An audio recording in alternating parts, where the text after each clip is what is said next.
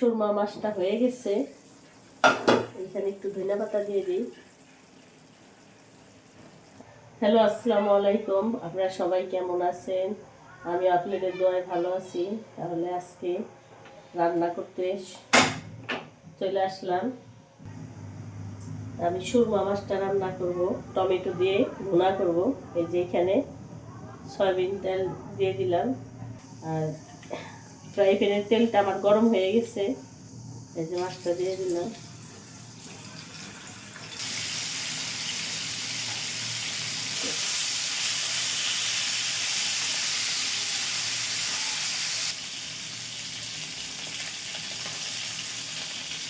পেঁয়াজটা দিয়ে দিই।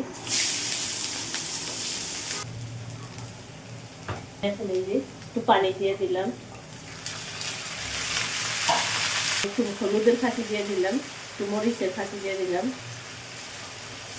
আমার হাতে ভাঙানো ধনিয়া পরিমাণ মতন লবণ দিয়ে দিলাম, হালকা কাঁচামরিচ দিয়ে দিলাম। এই টমেটোটাও দিয়ে দিলাম। এখন টমেটোটা সিদ্ধ হোক।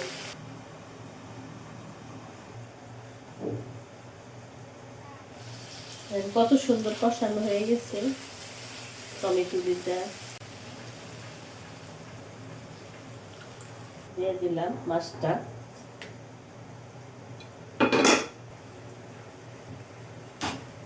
এখন ঢাইকা দিই। সুরমা মাছটা হয়ে গেছে, এখানে একটু ধনিয়া পাতা দিয়ে দিই।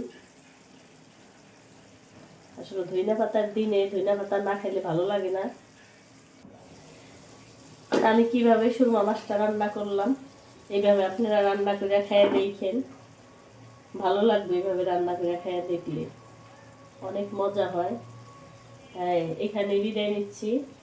আপনাদের জন্য দোয়া ও শুভকামনা রইল। আল্লাহ হাফেজ।